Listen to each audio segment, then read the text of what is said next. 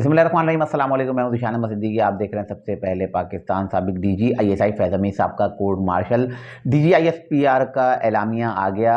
क्या सिर्फ अब फैज़ हमीद साहब को सज़ा मिलेगी या बानी पीटीआई इमरान खान को सज़ा मिलेगी? अब इमरान खान साहब नहीं बल्कि इसके रिडार में कई लोग आएंगे और वो लोग कौन हो सकते हैं, इस पर बात करूंगा। और इसके अलावा बात करूंगा राना सनाउल्लाह ने भी बाकायदा फैज़ हमीद साहब के खिलाफ जो है मुकदमा दर्ज करने का जो है अब उन्होंने ऐलान किया है।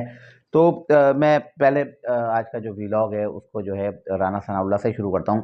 आपको पता है जब इमरान खान साहब की हुकूमत थी और राना सनाउल्लाह को जो है हाईवे पर रोका गया था, मोटरवे पर रोका गया था और उनकी गाड़ी से जो है 15 किलो हीरोइन जो है बरामद की गई थी। अब आप खुद सोचो ना, एक सूबे का जो वजीर कानून रहा है पंजाब का, उसको मोटरवे पर रोक कर 15 किलो हीरोइन जो उससे बरामद की जाती है। अब राना सनाउल्लाह ने कहा कि मेरे खिलाफ ये सारी जो कार्रवाई की गई थी ये इमरान खान के हुक्म पर की गई थी और इसके पीछे जो है फैज़ हमीद थे और फैज़ हमीद के हुक्म पर ये सारे मामलात किए गए थे। तो आपको याद होगा कि उस वक्त जो है फवाद चौधरी को और कुछ पीटीआई के लोगों ने इसकी मुखालफत भी की थी कि ये अमल जो है बिल्कुल भी सही नहीं है। और उस वक्त के जो वफाकी वजीर थे पीटीआई के, शहरियार आफरीदी, वो जो कल में पढ़ पढ़ के बड़े दावे करते थे कि राना सनाउल्लाह की गाड़ी से जो है 15 किलो हीरोइन मिली है और हमारे पास जो है फुटेजेस हैं और हमने उसको पूरी वीडियो बनाई थी और सारा कुछ था। लेकिन आज तक वो वीडियो नहीं आई और आज तक नहीं पता चला कि राना सनाउल्लाह की गाड़ी से जो आपने, क्योंकि आपको पता है ना पाकिस्तान तहरीक इंसाफ के लोग तो फ़ौरन वायरल करते हैं। अगर राना सनाउल्लाह की गाड़ी से अगर कोई हीरोइन निकलती तो वीडियो तो फौरी तौर पर वायरल करते हैं लोग, इतनी तेज़ी से फैलाते हैं कि आपकी सोच होगी।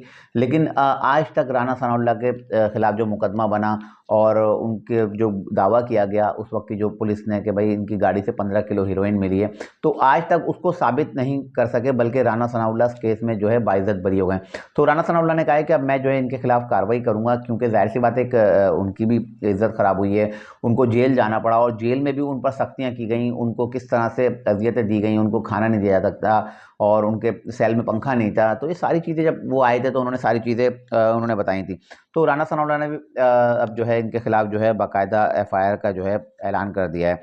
अच्छा, मैं बात कर रहा था डीजीआईएस पीआर की जानिब से जो एलामिया जारी किया गया। पहले मैं आपको वो सुना दूं, क्योंकि वैसे तो आप सब लोगों को पता चल गया हो, लेकिन मैं इसमें से चंद पॉइंट्स जिस पर बात करूंगा। अब जो डीजीआईएसपीआर की जानिब से जो प्रेस रिलीज जारी की गई है उसमें बताया कि साबिक डीजीआईएसआई लेफ्टिनेंट जनरल रिटायर्ड फैज़ हमीद पर फर्दर जुर्म आयद कर दी गई है। कोर्ट मार्शल की कार्रवाई उनके खिलाफ जो बाकायदा शुरू कर दी गई है। 12 अगस्त 2024 को पाकिस्तान आर्मी एक्ट की मुताल्लिका दफात के तहत लेफ्टिनेंट जनरल रिटायर्ड फैज़ हमीद के खिलाफ फील्ड जनरल कोर्ट मार्शल की कार्रवाई शुरू की गई थी।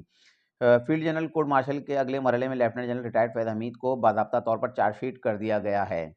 अब इन चार्जेस में सियासी सरगर्मियों में मुलविस होना, ऑफिशियल सीक्रेट एक्ट की खिलाफवर्जियाँ करते हुए रियासत के तहफ़्फ़ुज़ और मफाद को नुकसान पहुँचाना, इख्तियारात और सरकारी वसाइल का गलत इस्तेमाल और अफराद को नाजायज़ नुकसान पहुँचाना शामिल है। अच्छा, ये वाला जो पॉइंट है ना, ये राना सनाउल्लाह वाली जो मैंने आपको बताई ना, कि जो लोगों को जो नुकसान पहुँचाया और एक टॉप सिटी जो इस्लामाबाद में है उसके मालिक को भी इन्होंने हरासा किया था। फैज़ हमीद साहब ने अपने भाई को वो टॉप सिटी इन्होंने जो है उसकी कुछ ज़मीन दिलाई थी। इसके अलावा प्रेस रिलीज़ में फील्ड जनरल कोर्ट मार्शल के अमल के दौरान मुल्क में इंतशार और बदअमनी से मुतालिक पुरतशद्दुद वाक़यात में लेफ्टिनेंट जनरल रिटायर्ड फैज़ हमीद के मुलविस होने से मुतालिक अलहदा तफ्तीश भी की जा रही है। अच्छा, ये जो बता रहे हैं कि इंतशार और बदअमनी, ये एक तो 9 मई वाला वाक़या है और 9 मई से पहले नवंबर 2022 में जब आर्मी चीफ़ की तैनाती होनी थी ना जनरल आसिम मुनीर साहब की, तो उस वक़्त भी एक पुरतशद्दुद एहतजाज किया गया था। तो ये वो सारा उससे रिलेट किया जा रहा है कि पुरतशद्दुद जो कार्रवाइयाँ की गई हैं और मुल्की सियासत में मदाखलत, तो ख़ैर आपको पता है, मैं बताता हूँ अभी। तो ये उससे इन्होंने तब वो किया है। इन पुरतशद्दुद और बदअमनी के मुतअद्दिद वाक़यात में 9 मई से जुड़े वाक़यात भी शामिल तफ़्तीश हैं। इन मुतअद्दिद पुरतशद्दुद वाक़यात में मज़मूम ज़ियासिया नासिर कीमा और मिलीभगत भी शामिल तफ़्तीश हैं। फील्ड जनरल कोर्ट मार्शल के अमल के दौरान लेफ्टिनेंट जनरल रिटायर्ड फैज़ हमीद को कानून के मुताबिक तमाम कानूनी हकूक़ फ़राहम किए जा रहे हैं। यानी कि फैज़ हमीद साहब को जो है मौक़े भी फ़राहम किए गए कि भाई वो अपनी सफाई में जो कुछ कहना चाहें, क्योंकि ज़ाहिर से फ़ौज का अपना एक कानून है और उनका जो कोर्ट मार्शल का अपना एक तरीक़ेकार है। अच्छा, अब जो चंद चीज़ें जो मुझे समझ में आई हैं ना, जो मेरी एक नाक़िस समझ-बूझ है, उसमें जो है ऑफ़िशियल सीक्रेट एक्ट का है, इन्होंने मुल्क की सियासत में हिस्सा लिया है, इंतशार फैलाया है। लेकिन अब जो इसमें अहम जो चीज़ है ना, जिसका हम सब सोच रहे थे कि शायद वो चीज़ शामिल की जाएगी, फ़ौज में बगावत और फ़ौजी जो मामलात हैं या इनके जो इदारे के अंदरूनी मामलात हैं, उसमें मदाखलत की कोई चीज़ प्रेस रिलीज़ में जो है नज़र नहीं आई। ये मेरी मैंने जो इसमें देखा सारा एक प्रेस रिलीज़ जो पढ़ी, तो इससे मुझे लगता है कि फैज़ हमीद साहब को शायद सज़ाए मौत की सज़ा ना मिले। हाँ, इनको उम्र कैद हो सकती है, क्योंकि मैं मेरी एक समझ है और मैंने जो इस पूरी प्रेस रिलीज़ को देखा, तो उसमें फ़ौज में बगावत का कोई अंसर या ऐसी कोई चीज़ नहीं बताई। अच्छा, 12 अगस्त के बाद से बहुत से लोग समझ रहे थे ना कि शायद अब जो है फ़ौज खामोश हो गई है और फ़ौज अब फैज़ हमीद साहब के खिलाफ कोई कार्रवाई नहीं करेगी। तो उसी चीज़ को देखते हुए खान साहब ने पै दर पे जो बयानात देना शुरू किए और अब उन्होंने काफ़ी सारी चीज़ें कि आखिरी कॉल दूँगा, फाइनल कॉल दूँगा, सिविल नाफ़रमानी की तहरीक, तो अब फना-फना जो दिल में आ रहा था, जो कुछ किया जा रहा था। तो अब 24 से 26 नवंबर के दरमियान जो सारा मामला हुआ और 12 लोगों की जो 278 हलाकतों से पाकिस्तान तहरीक-ए-इंसाफ के लोग 12 हलाकतों पर आ गए। तो अब ये सारी चीज़ें रियासत देख रही थी ना, फ़ौज देख रही थी कि किस तरह से अब अगर हमने इन सबको वो छोड़ा, तो ये पाकिस्तान के लिए जो है मज़ीद नुकसानदेह हो सकता है। क्योंकि रियासत नहीं चाह रही थी, वो तो रिलीफ़ देना चाह रही थी। अगर आप खुद देखें कि इमरान खान साहब को जेल में डाल दिया गया, उनको तमाम सहूलतें दी जा रही हैं। आज तक किसी कैदी को इतनी सहूलतें नहीं मिली, ये पाकिस्तान की तारीख में रिकॉर्ड है। वरना कोई शख्स साबित कर दे तो कि इमरान खान साहब से ज़्यादा किसी को मराठे दिए हैं, इमरान खान साहब से ज़्यादा किसी को रिलीफ मिला। बल्कि मैंने अपने पिछले व्लॉग में बताया था कि बानी एमकेएम अल्ताफ़ हुसैन ने खाली एक लफ्ज़ बोला था, तो आज तक उनका जो है किस तरह से पाबंदी है, उनको स्क्रीन से आउट कर दिया गया। लेकिन इमरान खान साहब को इतना रिलीफ दिया जा रहा है, इतना रिलीफ दिया जा रहा है कि आपकी जो है सोच होगी। तो अब इन्होंने कहा देखा कि भई अब हद से ज़्यादा बढ़ते जा रहे हैं, सिविल नाफ़रमानी की तहरीक, फिर 14 दिसंबर को एक नया कोई फड्डा खड़ा कर दें। तो अब 2 दिन पहले फ़ॉर्मेशन कमांडर का एक इजलास हुआ, तो शायद उसमें फ़ैसला किया गया हो कि अब जो है पाकिस्तान को मज़बूत और मुस्तहकम करने के लिए इस अमल की बहुत ज़्यादा ज़रूरत है।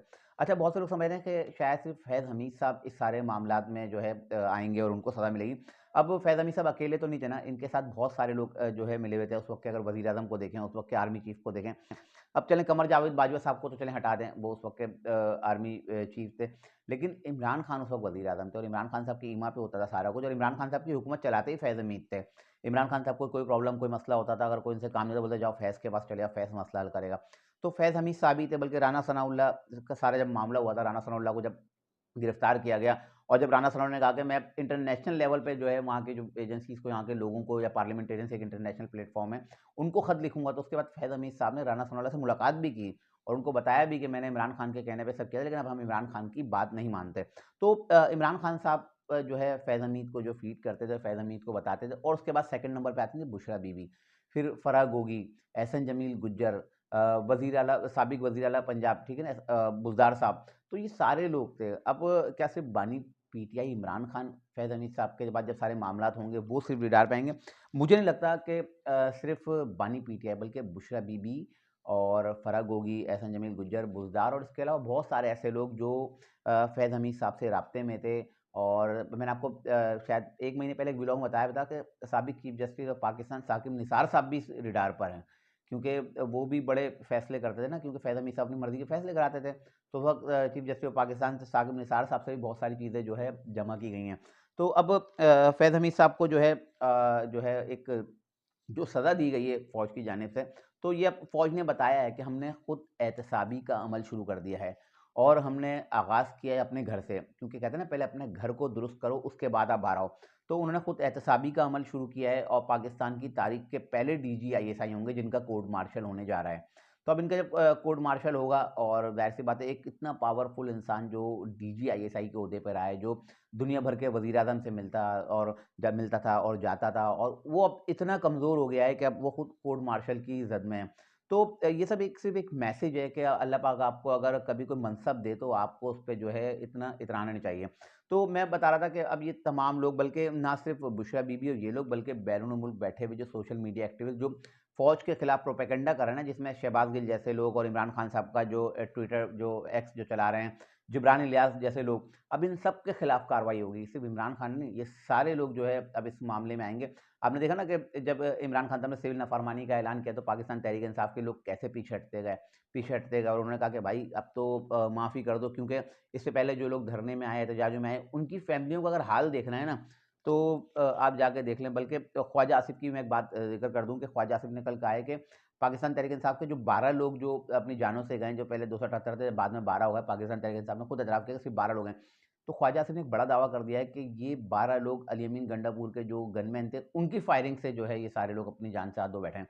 तो अब अगर ये 12 लोग जो बेचारे अपनी ज़िंदगियों से हाथ धो बैठे, अगर ये लोग अली अमीन गंडापुर के गनमैन की फायरिंग से अगर अपनी जानों से हाथ धो बैठे हैं, तो इस पर ख्वाजा आसिफ वफाकी वज़ीर दिफ़ा हैं, एक बड़ा एक मनसब है, तो उनको इस पर जो है सबूत भी देने चाहिए। लेकिन खैर बहरहाल उन्होंने एक इल्ज़ाम लगाया, मैं ये बात बता रहा था। तो अब पाकिस्तान तहरीक-ए-इंसाफ के खिलाफ जो है पाक फ़ौज ने समझे डंडा उठा लिया है। फैज़ हमीद क्योंकि इनके सहूलत कारते हैं और अब पाक फ़ौज ने बल्कि हाफ़िज़ आसिम मुनीर साहब ने फ़ैसला किया है कि दोबारा से एक मज़बूत और मुस्तहकम पाकिस्तान बनाना है। क्योंकि अगर इन लोगों का जो इंतशार पसंद जो टोला है, अगर इनको लगाम नहीं डाली गई, तो ये पाकिस्तान में जो चाहते हैं ना, पहले श्रीलंका जैसे हालात चाहते थे, फिर बांग्लादेश जैसे चाहते थे, अब शाम और सीरिया जैसे हालात चाहते हैं कि पाक फ़ौज के खिलाफ जो है ये बगावत करें। और इन जाहिलों को यही नहीं पता कि अगर पाक फ़ौज के खिलाफ बगावत करोगे, तुम फ़ौज से तो जीत जाओगे लेकिन मुल्क से हाथ धो बैठोगे। तो अब पाकिस्तानी फ़ौज ने फ़ैसला किया है कि पाकिस्तान को दोबारा से एक मज़बूत और मुस्तहकम पाकिस्तान का बनाना है और इंशाल्लाह वैसे ही मज़बूत और मुस्तहकम ही है। और चंद शरपसंदों ने पाकिस्तान की कुछ बुनियादें हिला दी थी और पाकिस्तान का दिफ़ा अल्हम्दुलिल्लाह मज़बूत हाथों में है और इंशाल्लाह क़यामत जो है ये हमारा दिफ़ा जो है मज़बूत हाथों में ही रहेगा। ये थी आज की चंद इंतहाई अहम खबरें जिसके मैं हाज़िर होता इंशाल्लाह मज़ीद खबरों नए तज़किया फिर हाज़िर होऊँगा। तब तक के लिए याद दीजिए अल्लाह हाफ़िज़।